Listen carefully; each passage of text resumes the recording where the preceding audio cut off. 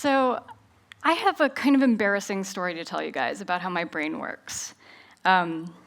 So a while back, we'll say a long time ago, not anytime recently, I was dating this guy, and I really liked him.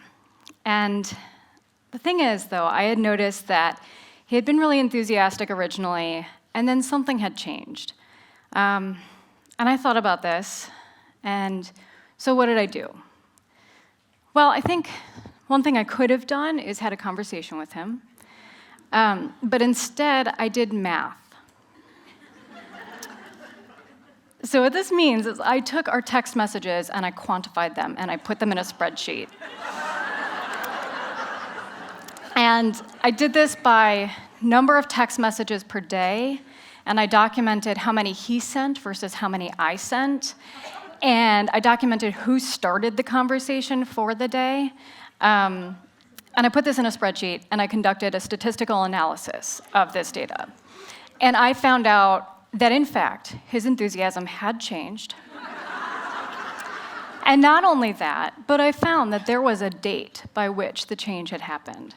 And there was a statistically significant change in his enthusiasm operationalized by text messages. So I printed out this report.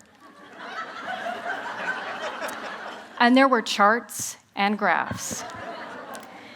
And I showed this to a friend of mine, and she said, okay, maybe don't show this to him.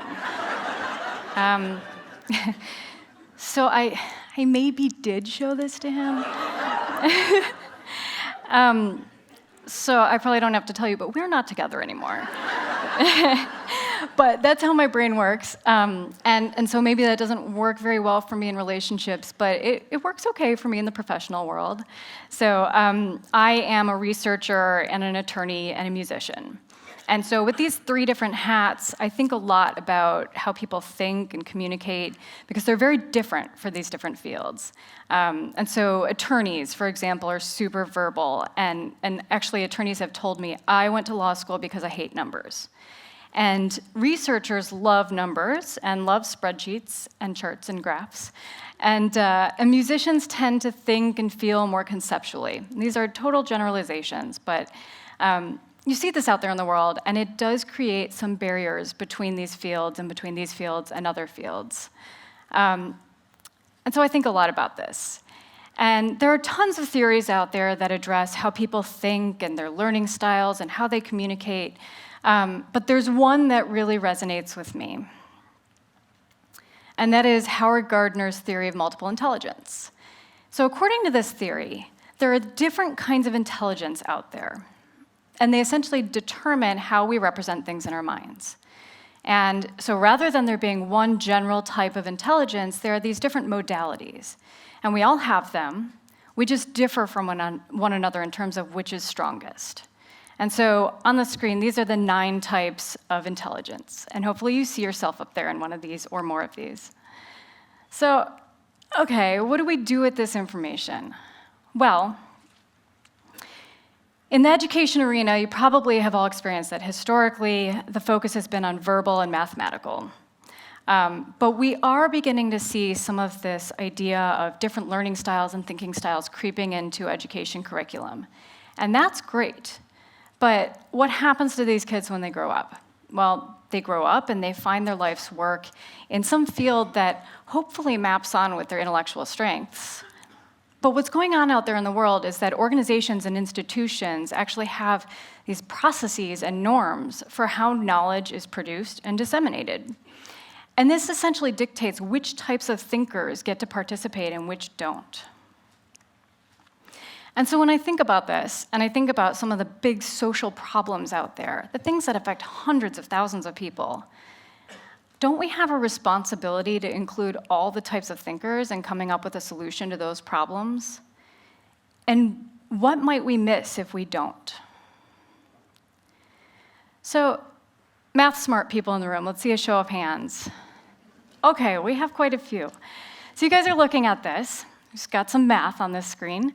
And you're probably several steps ahead, and you're imagining what this data set might look like and how it might behave. And others of you in the room probably remember some of this from math classes you've taken, and so you're understanding this on some level. And some of you totally just fell asleep. So let's break this down.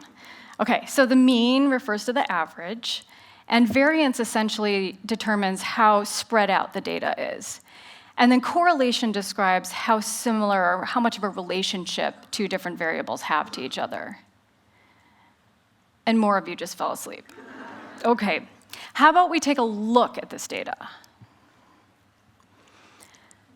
So the crazy thing is that that one slide before describes all four of these very different pictures. This is called Anscombe's quartet. So Francis Anscombe was a statistician who used this to make the point that you have to look at your data before you analyze it, because if you don't, you're going to miss some things. So you might have assumed that your data set looked like one of these pictures when in fact it looked like a different one. So okay, you might say, well, the super math smart people in the room would have just contemplated all of these options. They would just know about that. But I guess my point is that there are different kinds of things that are more obvious depending on how you're communicating and which modality you're coming at it from. And so the people who are really specialized in a modality, a specific kind of intelligence, are going to be really good at picking up on those aspects of a problem that are more salient within that modality.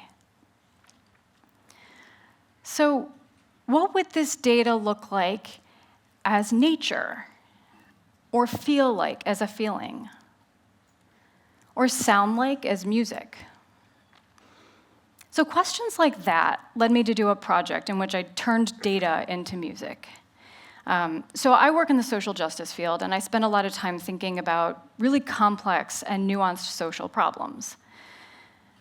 And I sometimes wonder, if these were communicated differently, what would that be like? Would it reach different types of people? Would it reach new thinkers? Would doing that lead to identifying the problems differently? Would doing that maybe even lead to different kinds of solutions? What does inequality sound like? Or violence? Or innovation? So I spent 6 months as a fellow at the Union for Contemporary Art here in Omaha, and I tackled a bunch of data sets and I turned them into music. And so just to give you guys, if you're curious, here's a broad overview of how that works. So we're used to the idea that things in the world are turned into numbers. That's something that we see all the time. And so some of the data sets that I looked at had things like US dollars and housework in terms of hours, poverty rates. And then the thing we're less used to is the idea that music can actually also be represented as numbers. So things like tempo and volume, these can be numbers. So I took the data sets and I used math to convert them over to numbers that mapped on with musical attributes. So I want to be clear, I'm not creating symphonies here. These are not pop melodies. You're not going to go home and whistle to them. I was literally translating data into a different form of communication. So math to music, numbers to sound. So what do you say we listen to one of these? Yes. So while the cellists are setting up, I'll tell you a bit about the data. This is a soundscape on child immigration from Central America. And the data I used was US dollars of contributions to Central America, so we have provided economic assistance. And we have that data going back to 1946. And another data set I used was violence rates in these countries. And that data is available back to the mid-90s. And then finally, I used the data on the children that are coming over from those countries. And we have that data for about 10 years.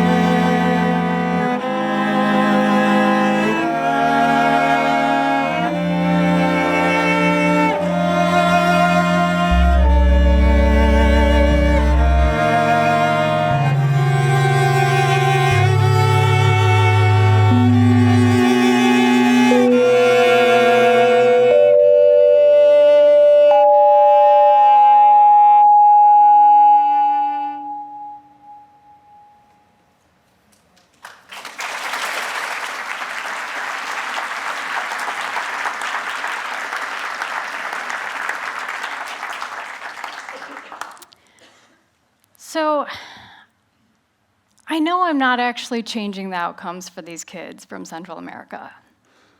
I wish I could. But I think that what I'm trying to do with this project is challenge your assumptions about how we're communicating. And maybe I'm also trying to see if we can question together whether how we're typically communicating about information, we're excluding certain voices who just might have those critical ideas that it could help make things better for all of us. Thank you.